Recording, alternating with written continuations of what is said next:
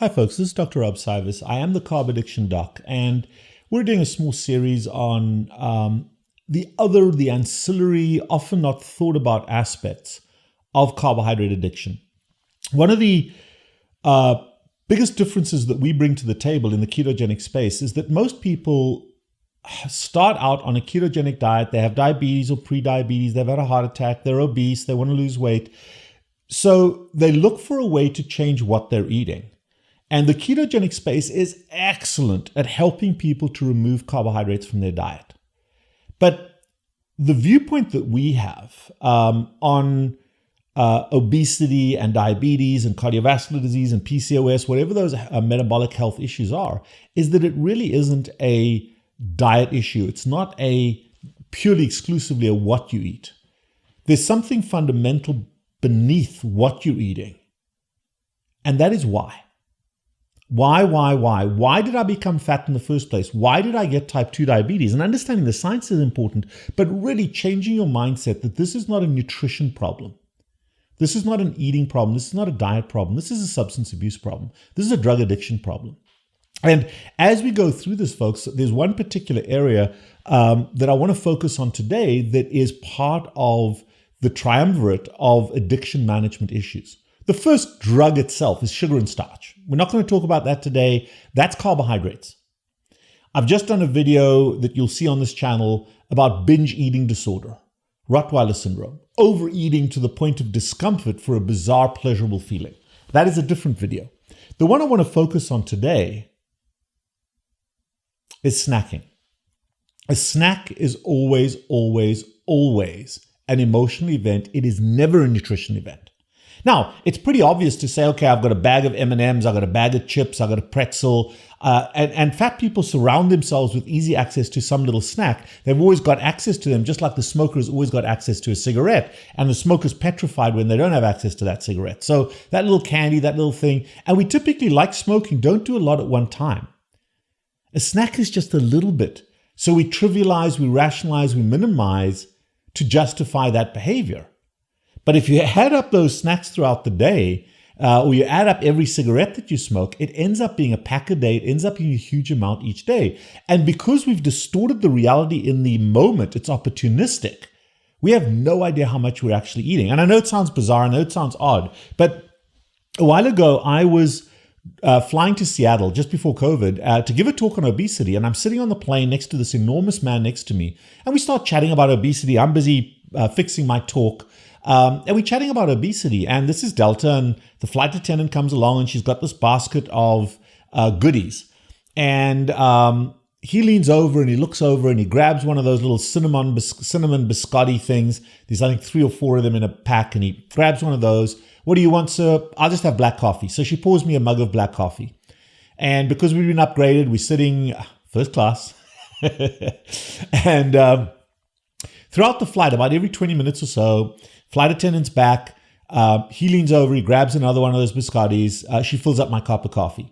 And we're chatting away. At the end of the flight, about 4.5 hours in, we're getting off the plane. And I turned to him and I said, by the way, how many of those biscottis did you eat? And he looks at me and he says, I think I had one. Now, the question you first want to ask yourself is he lying to me or did he only eat one? Because I know, I counted, he had 8. 8 times 3, 24 or 25 of those little biscotti biscuits. So the reality is he wasn't lying to me. He wasn't intentionally misrepresenting the truth. He had no idea. He had absolutely no idea. He knew that he ate them. But in addiction, we camouflage that concept. We minimize, we trivialize, we rationalize so that we can keep doing the behavior because we don't assign blame to it. And how do I know that's a fact?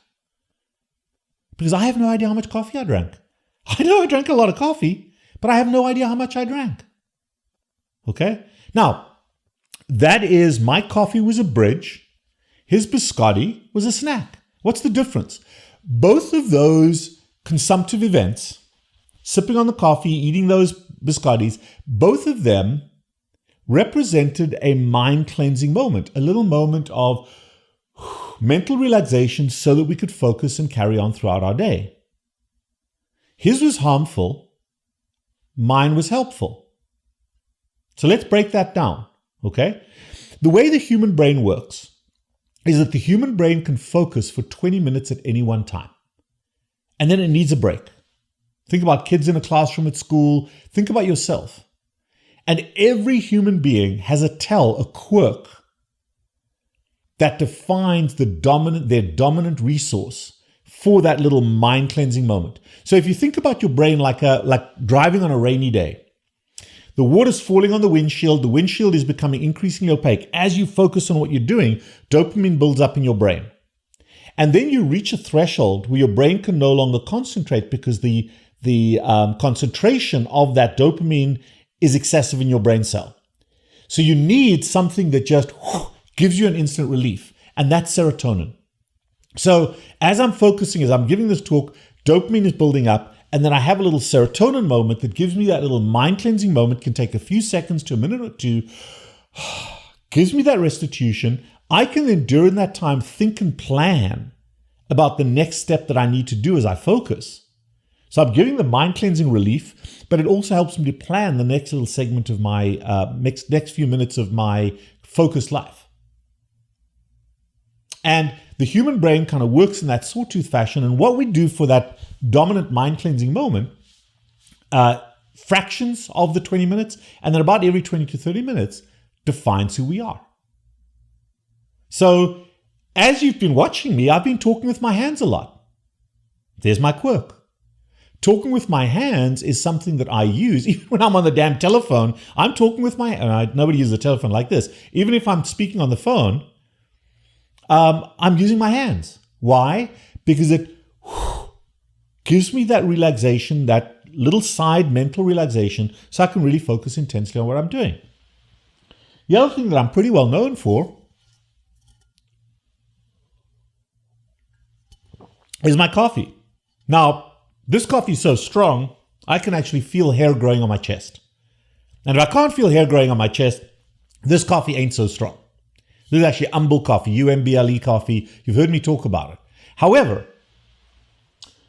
when we look at drinks as a bridge is something that allows you to get across that mind-cleansing moment without causing caloric harm. So you get rid of the snacks, the calorie-containing snacks, and a bridge is something you can drink that doesn't cause caloric harm.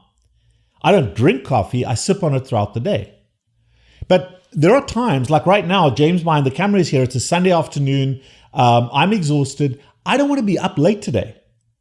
So I love my coffee during the daytime. But in the evenings, and at other times just for variety, I look for other things.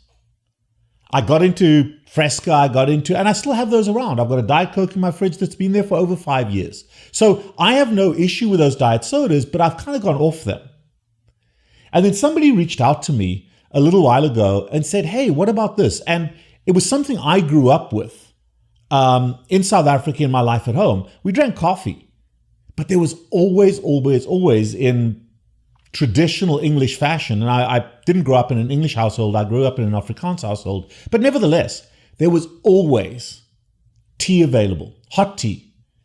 And I know Americans are not totally into the hot tea, but this is so cool, folks. So I'm going to show you what I've discovered and what absolutely works for me pretty much every day, at least once a day.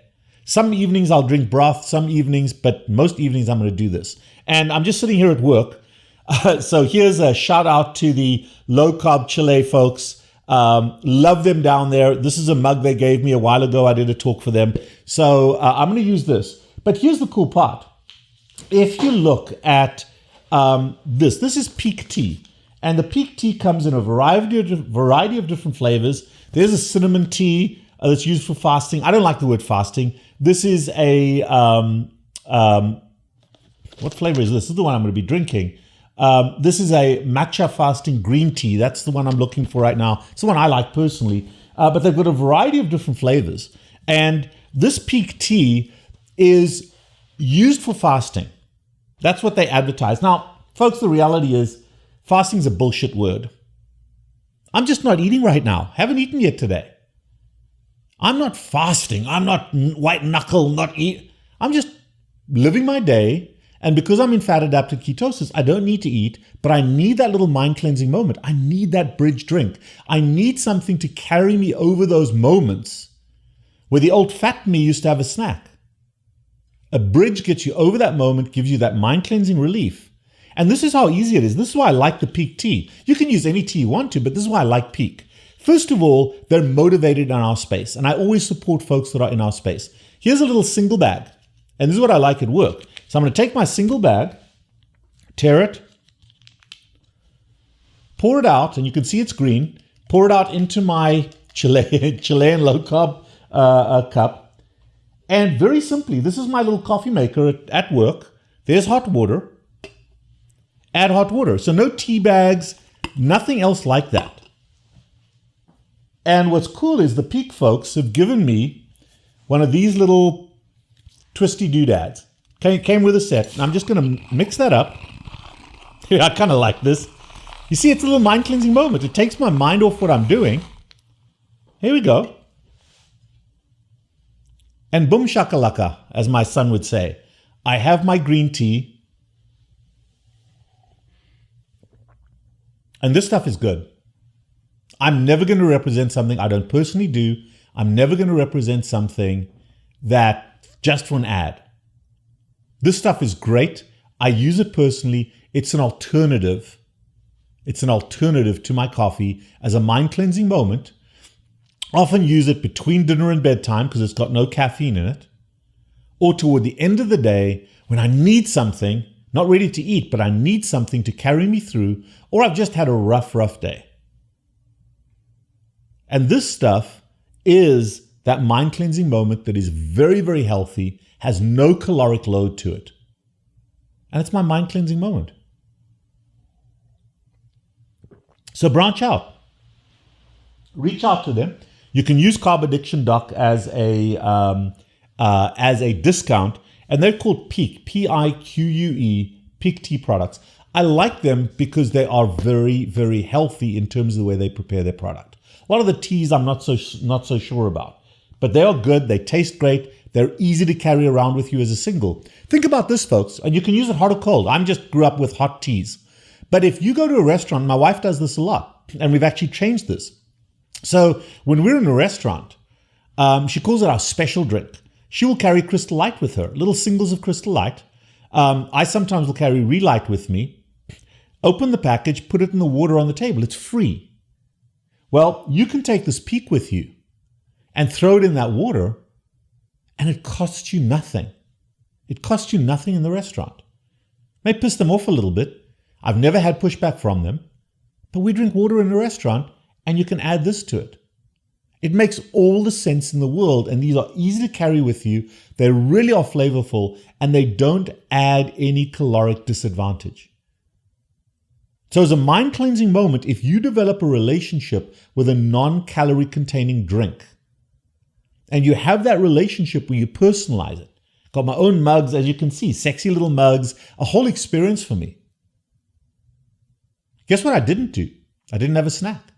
Guess what I haven't done? I haven't eaten breakfast. I haven't eaten lunch. I'm going to go through till later on tonight before I eat for the first time.